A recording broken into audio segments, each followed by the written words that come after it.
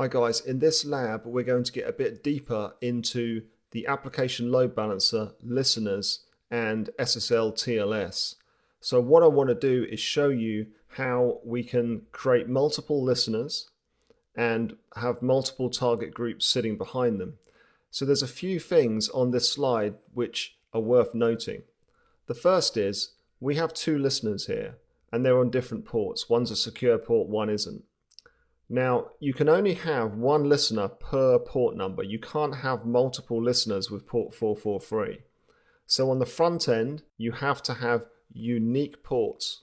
However, you can connect to target groups on the back end that have the same port number. So that means your instances can be listening on port 80 and be in multiple target groups that are attached to the same load balancer and even the same listener. Now you'll also notice that one instance here is kind of between two target groups. That's because it's part of both.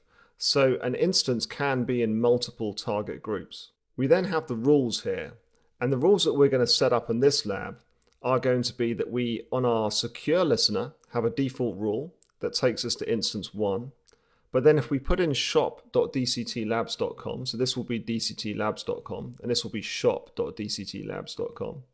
If you put that into the URL, the host-based routing condition will forward the traffic to target group 2, and it should be able to cycle between instance 2 and instance 3. Alternatively, if you use the unsecure port, port 80, it's going to pick it up on a different listener, and that listener is going to forward on to target group 3. So we're going to set up this exact configuration, including the SSL TLS certificates, and I'm going to show you how to generate those as well. So that's enough for the theory. Let's get into the console and start building this out. The first thing we need to do is actually create a certificate for use with our load balancer. Now I'm in the AWS Certificate Manager. You can find this by typing in certificate and you'll find Certificate Manager here.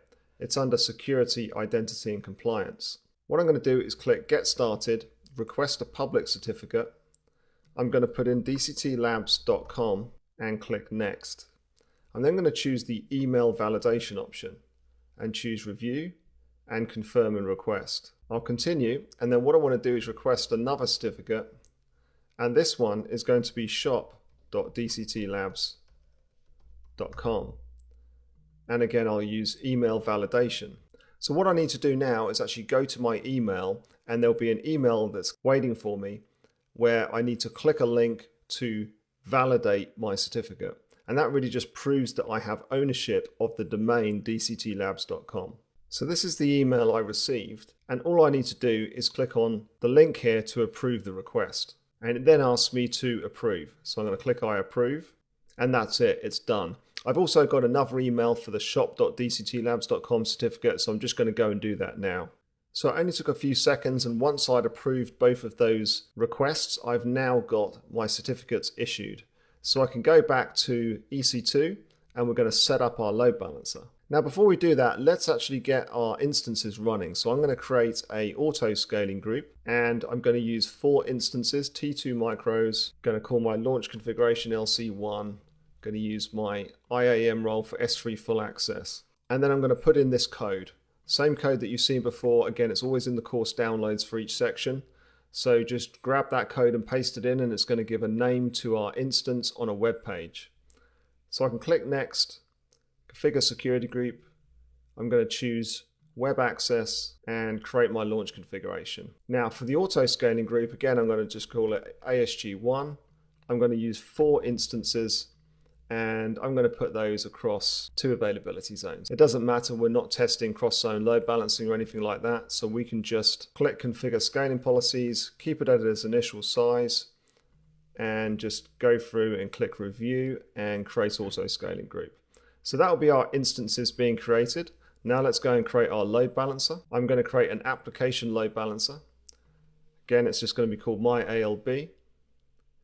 Now, for the listener port, I want to have 2 listeners. So I'm going to also add my HTTPS listener. We put instances in AP Southeast 2A and 2B. So I'm going to choose those 2 subnets. And now I need to choose my certificate. So you can choose a certificate from AWS Certificate Manager. That's where we just created our certificate a few minutes ago.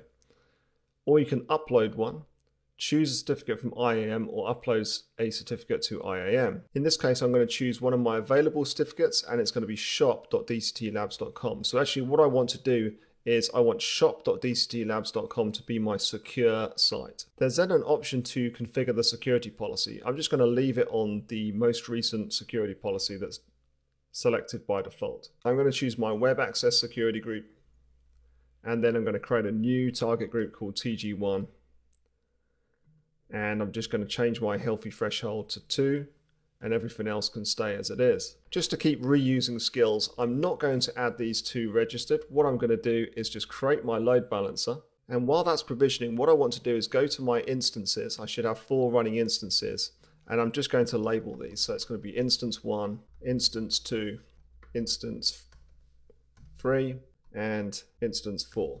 So we can now go back to our load balancer, and what I want to do is configure the listener. So we now have 2 listeners. One's listening on port 80 and one's listening on HTTPS 443. Now what I want to do is create 2 additional target groups. So if you remember from the diagram, 2 of them are going to listen on port 80. And note that we have port 443 on the front end, but port 80 on the back end. So it's secure in the front, but then it's unsecure. Whereas on this side, it's unsecure on the front, but secure on the back. And I really set it up like this just so that you can see the different combinations. We're not actually going to set up a certificate on instance 4 because that would mean going into the instance and having to upload the certificate files. It's a bit outside of the scope of the course, but I just wanted to show you that you can have 80 on the front, unsecure, and then secure on the back end, or the reverse combination. So let's get into the console now, and we're going to set this up. First thing I need to do is just create my other target groups. So let's create TG2. First thing we need to do is create our target groups. So we're going to create TG2, and this is going to listen on port 80. Again, the healthy threshold is going to be 2. And then there's target group 3, so let's call that TG3. And in this case, what we want to do is listen on port 443, the HTTPS secure port. Now, of course, what this means is you need a certificate on the actual instance itself. So we're not going to do that. I'm just showing you how we configure this. I'll click on Create, and that's our 3 target groups. We now need to add our instances to our target groups. So let's go into target group 1, and we want to add instance 1 and instance 2. For target group 2, we're going to add instance 2 and instance 3. And for target group 3, we're just going to add instance 4. So there we've got all our instances registered to our target groups. Now what we need to do is go to the load balancer and set up the listeners. If I try to add an additional listener on port 80, it tells me that I can't have duplicate load balancer ports. The same for HTTPS, but we could then change it. So for instance, we could have another listener on port 81 and that would be fine. But we've got our 2 listeners. What I need to do is edit them so that they reflect the diagram that we saw before. In our diagram, we have a secure listener, which is forwarding to target group 1 and target group 2. So we've got shop.dctlabs.com here, and we've got dctlabs.com going through the default rule. So let's see how we can set this up. The first thing I want to do is add an additional certificate. So if you go View, Edit Certificates, you'll see that you have the option to add additional certificates. So I can click the plus here, and it shows me the available certificates. So I'm going to select the dctlabs.com certificate and click Add. Now what this means is we've got 2 certificates and they have different DNS names. So an application load balancer can use what's called server name indication, and that means that it can select a certificate based on the name that is presented as part of the URL.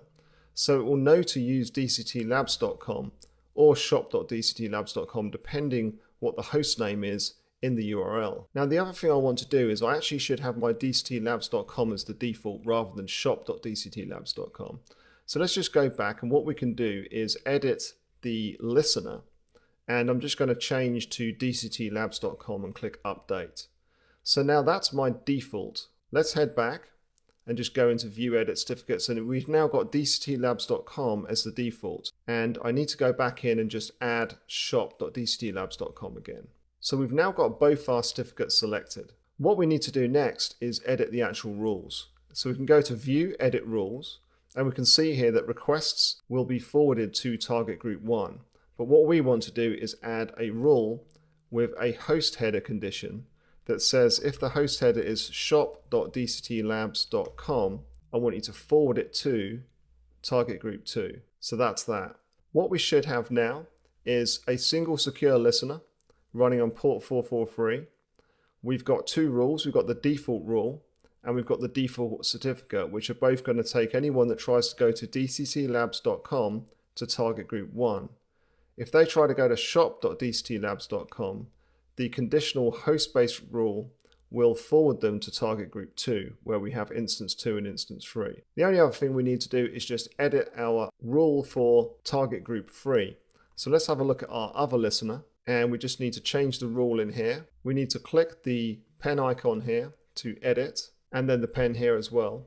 And then we can just go and remove that option and add another action to forward to target group 3. So we should now be set up exactly as in this diagram. Now, as I mentioned, we're not going to be able to connect to target group 3 because we don't have a certificate on the back end and we configured HTTPS. But we will be able to connect to target group 1 and target group 2. And if we put in dctlabs.com, we'll go to target group 1. And if we put in shop.dctlabs.com, we'll go to target group 2. Now, of course, there's one more important thing we need to do. We need to go across to Route 53 and we need to set up our DNS records. So let's go and find Route 53. And I'm going to go into my dctlabs.com hosted zone. And let's create a couple of record sets. So the first one is going to be the dctlabs.com, and this is going to be the zone apex, so there's nothing to write in the name. We choose alias, and then we choose our ALB and create, and then we create another record set, and this one is going to be for shop.dctlabs.com. It's also an alias, and it also goes to the ALB. So that's it, we're set up now. Let's try and go to dctlabs.com, and we need to do so with a secure connection. And there we go. So we get a response and the name of the instance is called Risa. And if we try and cycle, we're going to hit Bonita and Risa. So we've got two instances and those should be instance 1 and instance 2 in our diagram. Let's now try and go to shop.dctlabs.com. And this time we get Marietta. And if we now cycle, we get Marietta and Bonita. Remember, Bonita was in target group 1 and target group 2. Whereas Marietta is just in target group 2. So this is behaving exactly as we expect it to on this diagram. We've got Risa and Bonita, and then we've got Marietta. I hope you had a lot of fun in this lab, guys, and everything worked okay for you. Let me know if it didn't, or reach out on the forums. We're finished with this configuration for now, so we can go back in and remove everything. So I'll just show you how to go and clean up. Remember to remove your records from Route 53. And this is important if you're going to be running other labs because it means that your records are deleted and they get removed from your cache. And then next time you try and create a record, you shouldn't have any problems with actually getting resolution working straight away. Now we need to go and delete our load balancer. We can get rid of all of these target groups. We can delete our auto scaling group and our launch configuration. And that should mean that our instances are shutting down. But if not, just go in there and terminate your instances. And that's it for this lab, guys. In the next lab, I'm going to show you a common use case where we have a public-facing application load balancer, so an internet-facing application load balancer, but we have instances in a private subnet. I'll show you how to set that up.